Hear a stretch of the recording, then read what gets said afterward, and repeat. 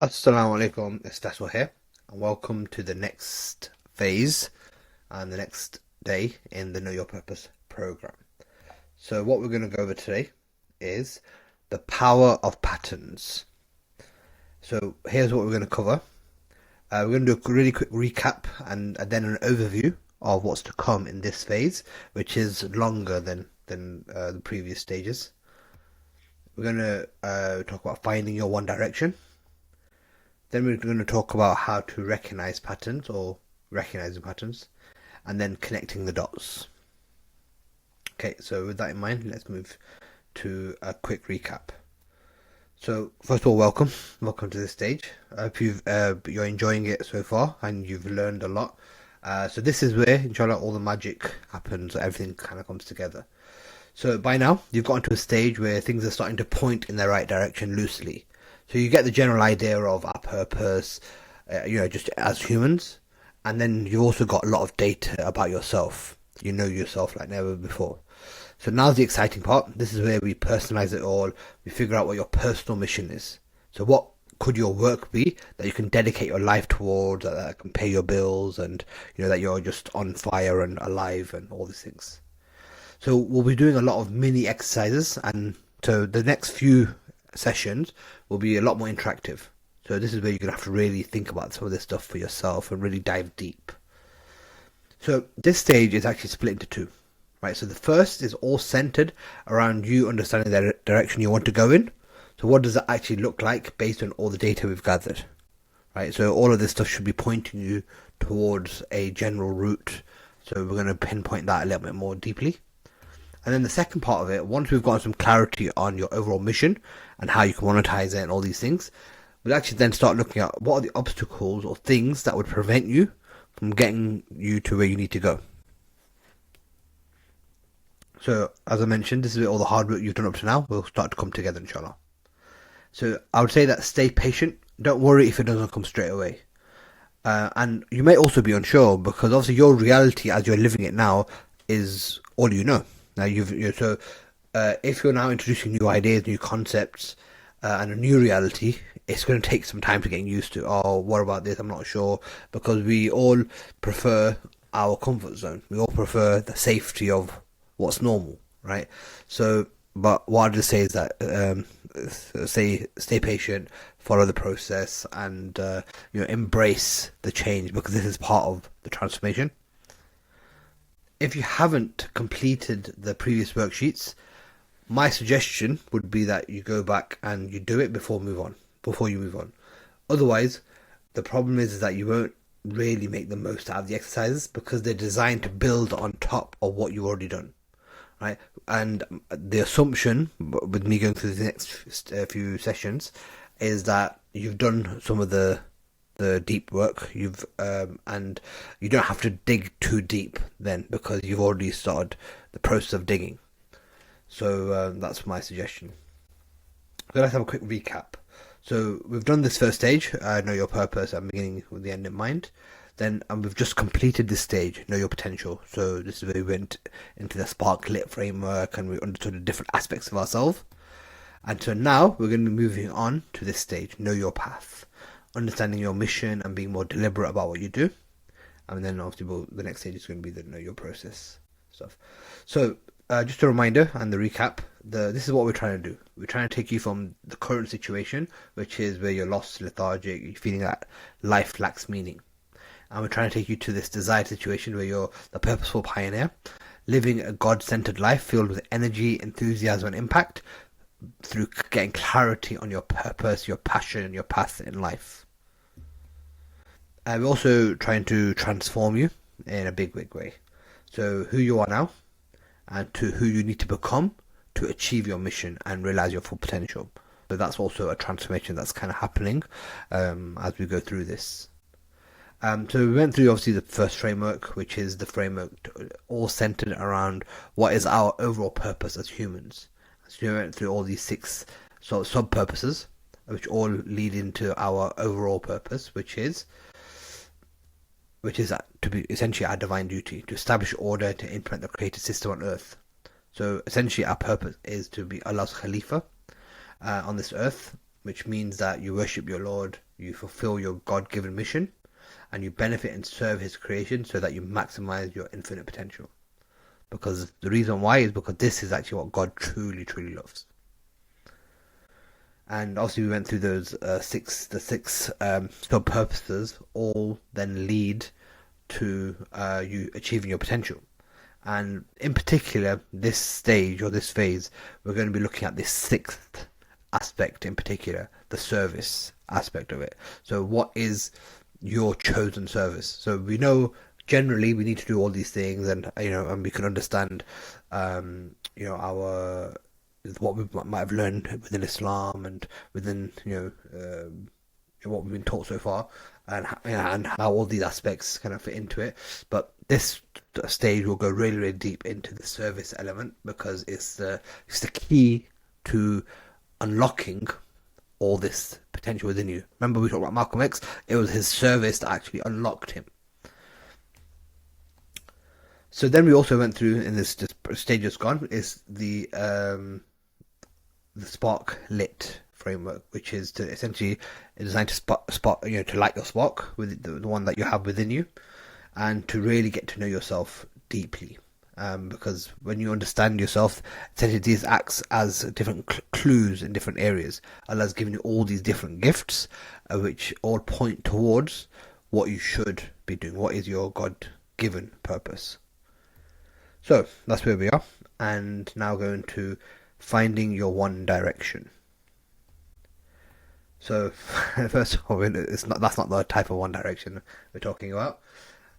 Sufyan bin Abdullah said, "O Messenger of Allah, tell me something about Islam which I can ask of no one but you." So he said, "Say, I believe in Allah, and then be steadfast, i.e. go straight." Right, so what life is all about, essentially, is having a direction. So having a direction of travel makes us human. And when you travel on a journey, you need to know where where you're going and where you're traveling to. And so, because that way, if you know where you're going, you know that, okay, do I have everything I need to reach that final destination? And secondly, what challenges will lay ahead for me that I need to be mindful of? Right? You can only do that if you know where you're going. So we know where and to whom we're traveling to is Allah, right? We know that. And so we have a theoretical awareness of this journey, but sometimes what we do is we struggle to, act on it, or have a willingness to act on it. But we're aware of Him, but the path to Him might vary depending on who we are. So what route are we going to take? So this stage is what we're going to cover. It's called knowing your path. There's many ways and many roads to Allah. There's one way, however, that was earmarked for you, which is why you were given your talents and skills, your experiences and your challenges. And the good thing is that when you go on this road, it's the one that makes you feel alive, whilst challenging you and polishing you to fulfill your huge potential, inshallah. Getting there and navigating it is not easy. The road is paved with many obstacles and many enemies. Only the purposeful pioneer will have the perseverance to pursue their purpose all the way. A lot of P's there. So obviously I'll be going through all of this later on in the program, inshallah. So I want to tell you a little story, or a quick story. And it's about a company called Haloid. Now, they started in 1906 as a photographic paper company. They actually went on to invent the photocopier. And they eventually, they had a lot of huge success in the early 20th century with the photocopier, and they then changed their name to Xerox. So you may have heard of Xerox. Now, what we don't know about Xerox is that they were hugely innovative. Because they were the best-selling photocopiers, they had lots of cash, and they'd opened something called PARC, which was the Palo Alto Research Center, and they produced lots of different things. So they actually invented one of the first PCs, so the personal computers. It was called the Xerox Alto. They also invented the mouse, which not many people know. And they also invented something that a lot of computers have called a GUI, which is a graphical user interface. So So with this, when they first created this PC with this mouse and this GUI, they produced 2,000. They kept 1,000 for the employees, and they sold 1,000. So sorry, they sold 1,000 to the universities, and they sold for 100,000 per computer. So imagine that, how much they would have made through that. Anyway, so their research and development team was their kind of jewel in their crown. And in the 70s, someone sort of came to them and said that, look, do you mind if I just, study what you guys are doing, and you guys are really inspiring, etc. And the guys in the research team said, oh, no, no, no, we don't want anyone external coming in, etc. But the directors and the company head said, oh, no, that's fine, not a problem. They were like happy to show it off. So guy came in, took notes, and that person went on to found Apple. Right, so that person was actually Steve Jobs, and what he did essentially was he figured out that, oh my god, like what these guys have done is amazing. It's they don't know what they've got. That's what she was saying. And he goes, within 10 minutes, it was obvious to me that all computers would work like this one day, right? So what Xerox essentially did was they grabbed defeat from the greatest victory um, in the computer industry, because they were on top. They had everything. They didn't invented it. They did everything. But who's a $1 trillion company today, or multi-million-dollar company today? It's Apple, right? Xerox are still known as a photocopy company. Or so so what's and again, I always tell the stories when after I'm doing business consulting and stuff, because what the things that they became known as kind of copy heads. Basically, all they could see was we're a photocopy company, we're a photocopy company. They didn't realize how to innovate. Well, no, they knew how to innovate. They didn't know how to leverage off that. But the reason I'm telling you this is because they lacked one massive, massive thing that Steve Jobs didn't. And that thing was vision. They lacked vision. So that one direction that we're talking about is your vision. So vision is obviously the North Star, what the mission is. This is what drives you. And so that's what we're trying to get to at the end of this phase. We're going to get more clarity about your mission, the direction of your life, and where you'd like to go, so that you're fully aligned with your God-given purpose, your divine duty, and what your service will be. So the phase after this, it identifies out the path. So this is exactly what you need to do, the action steps, etc. But you can't begin to do that if you don't know where you're going. So with all that in mind, I've got a quick question for you. If I said to you, right, you've only got 12 months to live, may Allah protect you, would you still do what you're currently doing? Or if I said to you, okay, you no longer need to worry about work, you have all the money you need, you don't need to worry about fame or status or what anyone would say, what would allow you to live your optimum life? If it's not what you're currently doing, then this is the gap we need to try and bridge for you to get you to where you want. So that's what we're going to start. We're going to start the process of understanding what success, alignment, fulfillment, and meaning looks like to you. And again, just a word of warning, you might not nail it 100% immediately. But what this stage will do, it will unlock a whole host of ideas to give you food for thought and to start thinking and chewing on. And eventually it will get you closer and closer and closer. Remember, the journey to live according to your purpose is an ongoing one.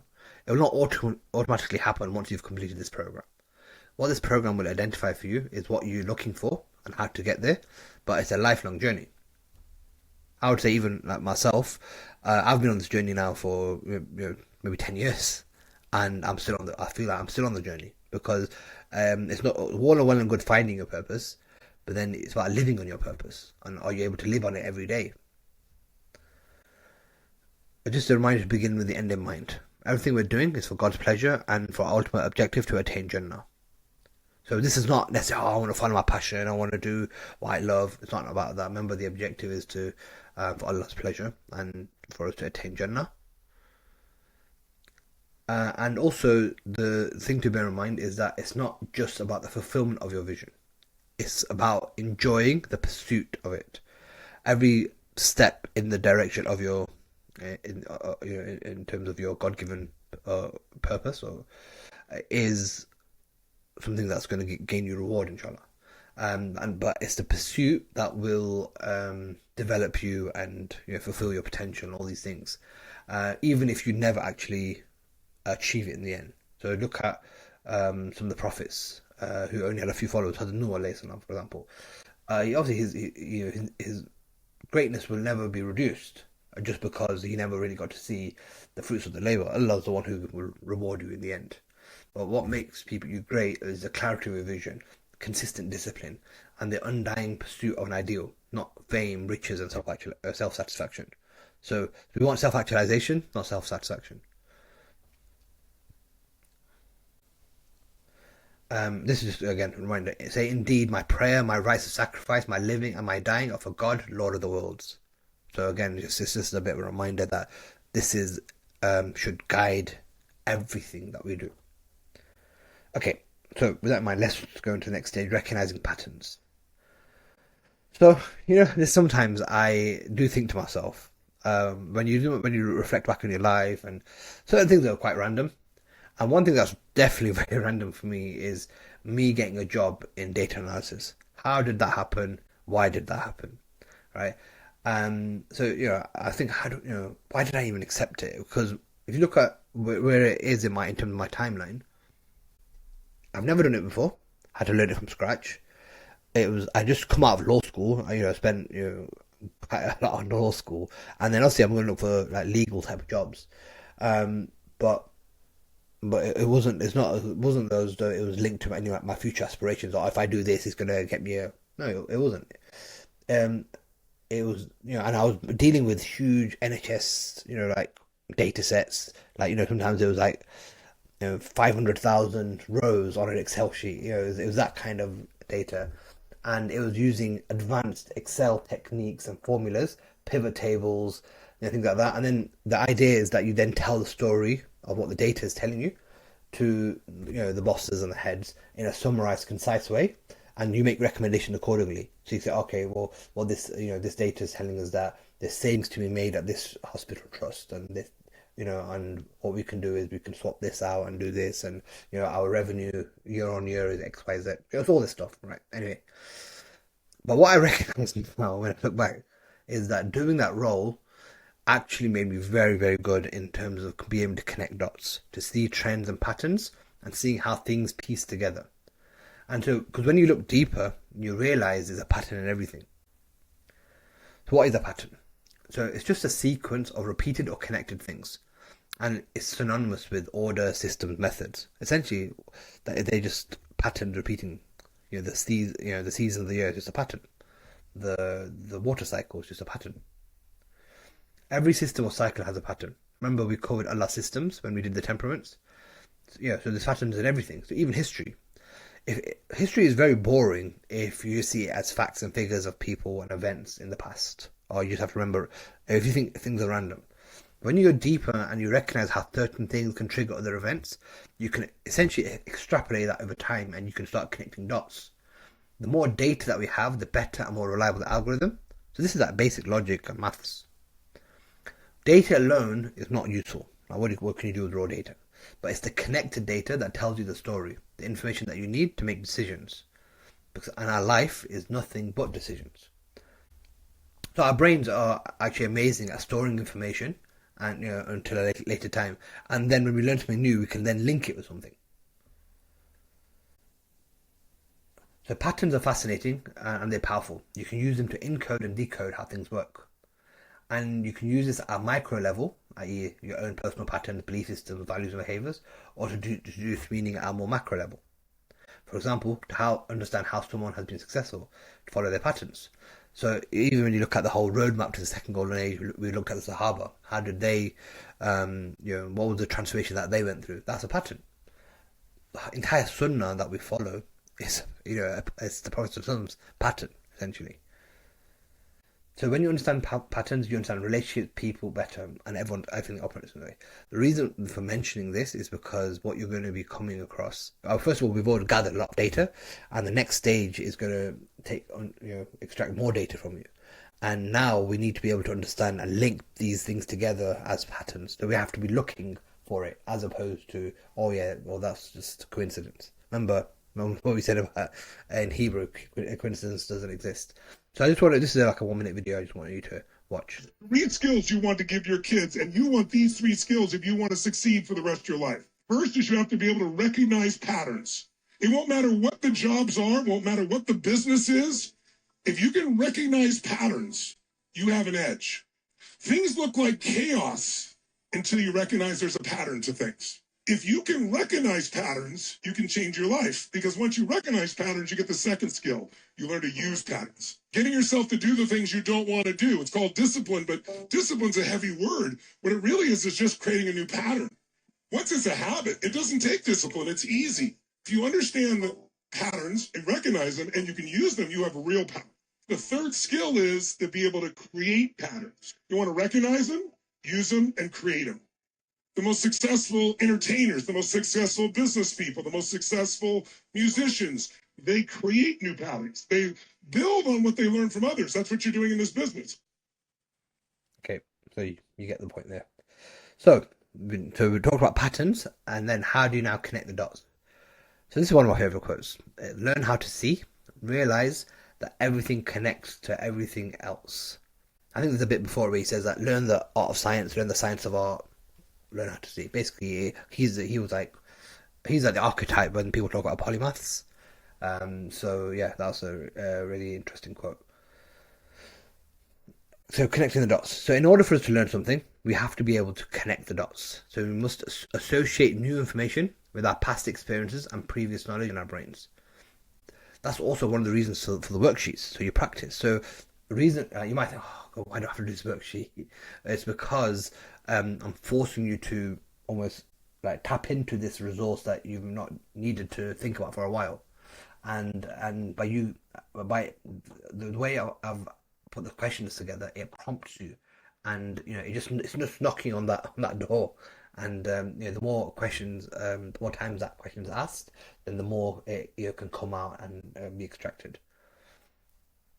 If we don't, the information is not moved from our short-term memory to our long-term memory. If we don't get the opportunity to think about the information and associate with the memories we already have, the new information is quickly forgotten. This is why I keep saying the worksheets are so important to do as you're doing it. It's not so much that particular bits of information are vital in themselves, although some certainly are. It's more that people need to have enough facts in their head to have what's a knowledge party, right? A bunch of accumulated associations, i.e. dots, that will enable them to absorb, retain, and analyze new information. So that's a lady called Natalie Wexler who wrote a book called The Knowledge Gap. So yeah, what she's saying is that essentially you need to have enough data points in your head so there can be a knowledge party where that and once you've got that, then you'll be able to retain new information, because the new information then hooks onto the older information. Essentially, that's linked. And that's what creativity actually is. People think, oh no, I'm not a creative person. Well, creativity is just connecting things. When you ask creative people how they did something, they feel a little guilty because they didn't really do it. They just saw something. It just seemed obvious to them after a while. So that was Steve Jobs who said that. Originality often consists in linking up ideas whose connection was not previously suspected. Stephen Gould. I mean, even if you look at this program, there's all these new frameworks which are essentially patterns. But what am I doing? I'm just seeing patterns in a lot of different data points I've taken together. The role of the imagination is to create new meanings and to discover connections that, even if obvious, seem to escape detection. Paul Rand. Remember, we said that you're unique, you are original. So we have to also attribute a new meaning to your life. The reason for stressing so much on this, as I mentioned, is that you're going to need to be attuned to this. We've done a lot of data gathering already. I'm going to be doing more. So you should be aware that we're looking for dots to connect. So again, another Steve Jobs quote: you can't connect the dots looking forward, you can only connect them looking backwards. So you have to trust that the dots will somehow connect in your future. You have to trust in something, your gut, destiny, life, karma, whatever. This approach has never let me down, and it made a difference. It has made all the difference in my life. Connecting the dots in the best way. So as we're now going to be going through and connecting our deepest data points, what is also important to understand is the limitation of patterns. Contrary to popular belief, we cannot all be anything we want to be. So let's say all of your patterns and experiences suggest you'd be perfect as, for example, a human rights lawyer helping the oppressed get justice. So everything in your history, in your background, suggests that. But let's say your passion or what you really want to do is to work as a singer or entertainer. That you're kind of ignoring the data. It's not really possible if nothing in your patterns show any propensity towards it. So you're kind of created a certain way with a certain makeup, and you're trying to go against the grain, which is kind of what you've been doing in your, or what often people are doing in their 9 to 5s, or who have gone through things without any thought. Work within the boundaries of who you actually are, and there's greatness to be found within that. Again, when you look at all the people that I've quoted, Rumi and Iqbal, and all the saying the same, greatness is actually within you, and you have to look for it, and you have to discover it and stuff. There's greatness to be found within it. If the data is telling you something, then you'll be foolish to ignore it. Otherwise, what's the point of this entire exercise? A CEO really ignores data. That's why there was such a big data team in the NHS, because the CEO. Because if you want to make big decisions that cost, that each decision is worth millions of pounds, they need to be data driven. They need to be informed about, okay, this data is telling us this, we need to do this. If you ignore it, it's at your own peril. I mean, this is not actually a bad thing. You think, oh no, that's not fair. But actually, remember, this is how Allah has made us all. We all have a uniqueness that is longing to be met and unfurled into fruition. And we can only change within a predetermined constellation of patterns. But we can make the absolute best of who we are. We can change from what we're currently doing, especially if it's completely misaligned to who you are, to something perfectly suited to you. And then you'll see massive growth, massive transformation, massive change, even if you do just that, because that's what you should be doing. But you can't, again, just to reinforce, you can't do absolutely anything. This is all about becoming the best version of ourselves, who we actually born to be, our latent potential moving into its highest actualization. Become who you are meant to be, who Allah created you to be, with full integrity. Let's do this. The action items are to complete worksheet 15. And to end, God writes spiritual mysteries on our heart where they work silently for discovery. And that was Rumi who said that. So that's it for this one, and I'll see you on the next one.